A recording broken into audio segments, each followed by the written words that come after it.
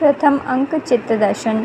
Hello दोस्तों, आज हम आप सभी को प्रथम अंक उत्तर रामचरितम के प्रथम अंक का संक्षिप्त परिचय देने जा रहे हैं। तो चलिए शुरू करते हैं। प्रथम अंक का नाम चित्त दर्शन है। उत्तर रामचरितम भवभूति द्वारा रचित है। स्नेहं दयांच सौख्यंच यदि वा जानकीमपि आराधनाय लोकस्य मुञ्जतो नास्ति मे व्यथा।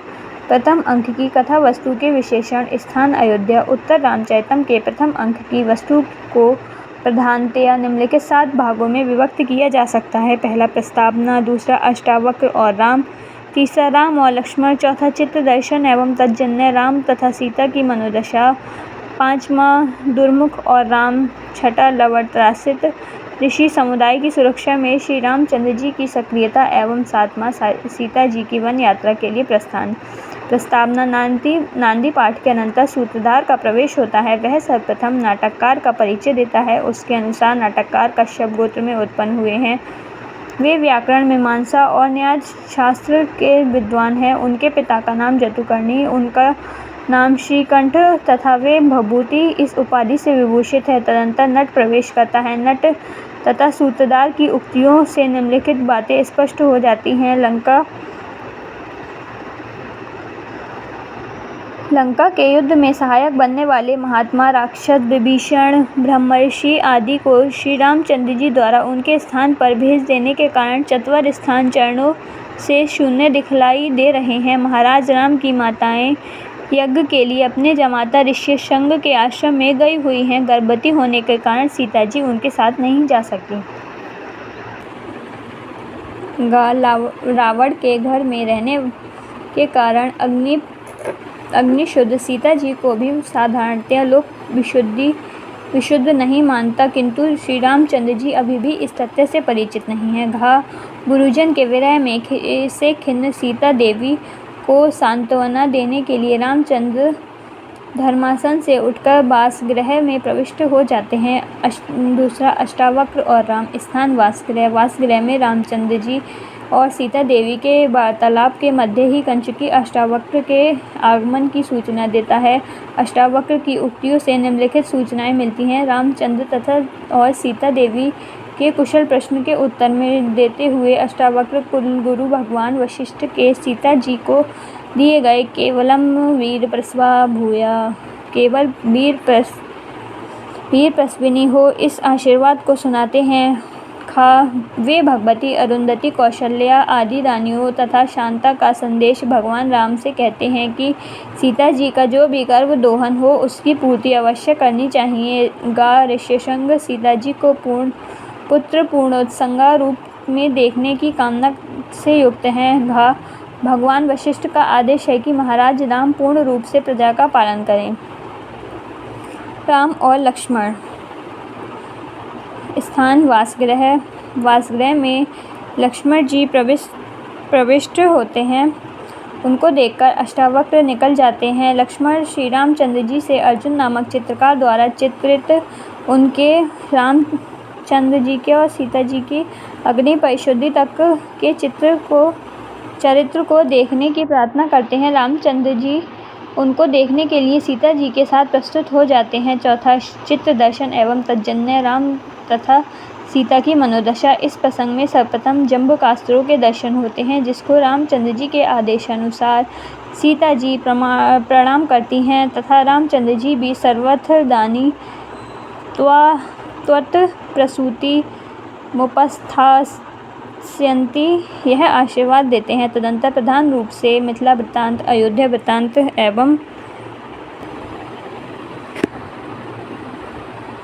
एवं पंचवटी वृत्तांत चित्रित किए गए हैं। मिथिला वृत्तांत में रामचंद्र जी का सौंदर्य, जनक आदि द्वारा वशिष्ठ आदि की पूजा, कुशिक नंदन का स्मरण, केश संस्कार संपन्न चारों भ्राता, सीता, मांडवी भरत पत्नी, श्रुतकीर्ति शत्रुघ्न पत्नी, उर्मिला, भार्गव चरित्र का प्रदर्शन किया गया है।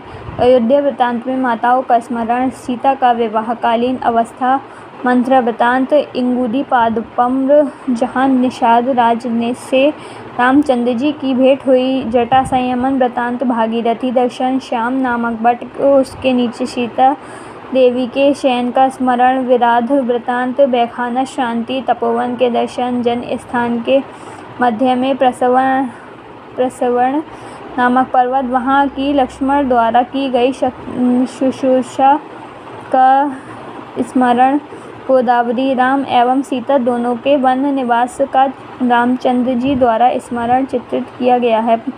तीसरा, पंचवटी वृत्तांत में शूर्पणखा वृत्तांत को चित्रित करने के साथ साथ तीनों की पुरानी स्मृतियाँ जागृत हो जाती हैं। राम व्याकुल होते हैं, लक्ष्मण सीता हरण के अनंतर पत्थरों को भी रुला देने वाले रामचंद्र जी के चरित्र का वर्णन करते हैं और दोनों की व्याकुलता को जटायु का चित्र दिखाकर दूर करना चाहते हैं। जटायु दर्शन के अनंतर दंडकारण्य, मुंजवान पर्वत, मतंग ऋषि का आश्रम, शमड़ा नदी, शवर, तपस्विनी, पंपा सरोवर, हनुमान, माल्यवान पर्वत का दर्शन किया जाता है।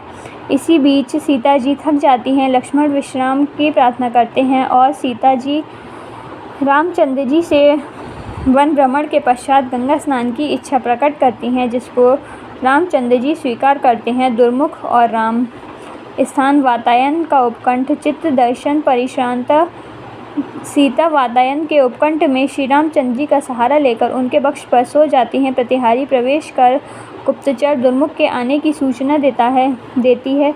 प्रतिहारी दुर्मुख को प्रविष्ट कराकर चली जाती है। दुर्मुख वार्ता से यह सूचना मिलती है, प्रजा महाराज रामचंद्र जी से पूर्ण रूप से संतुष्ट है, किंतु राक्षस के घर में रहने वाली सीता देवी की अग्नि परिशुद्धि के विषय में उसका विश्वास नहीं है। इस पर लोकाराधक नूतन राजा राम अपने पूर्वजों और वशिष्ठ की लोकाराधना विषयक आज्ञा का स्मरण करते हुए जगत को पवित्र बना देने वाली देवी सीता का दुश्मनों के वचनों से परित्याग निश्चित कर लेते हैं। लवणत्रासित ऋषि। लवणत्रासित ऋषि समुदाय की सुरक्षा में श्री रामचंद्र जी की सक्रियता। स्थान नेपथ्य में यमुना तीर निवासी ऋषियों का समूह लवण नामक राक्षस से त्रस्त होकर रक्षा के लिए रामचंद्र जी के पास आता है। रामचंद्र जी उसका संहार करने के लिए शत्रुघ्न को भेजने का प्रबंध करते हैं और भगवती पृथ्वी से सीता देवी की देखभाल की प्रार्थना करके रोते हुए मुंज से निकल जाते हैं। सीता जी का वन यात्रा के लिए प्रस्थान। स्थान वातायन का उपकंठ। रामचंद्र जी के चले जाने के अनंतर सीता जी उत्कंठित हो जाग उठ जाती हैं। दुर्मुख वन यात्रा के लिए रथ सज्जित होने की सूचना देता है। सीता जी गर्भभार के कारण धीरे धीरे वन यात्रा के विचार से रथ की ओर चली जाती हैं। इस प्रकार प्रथम अंक समाप्त हो जाता है।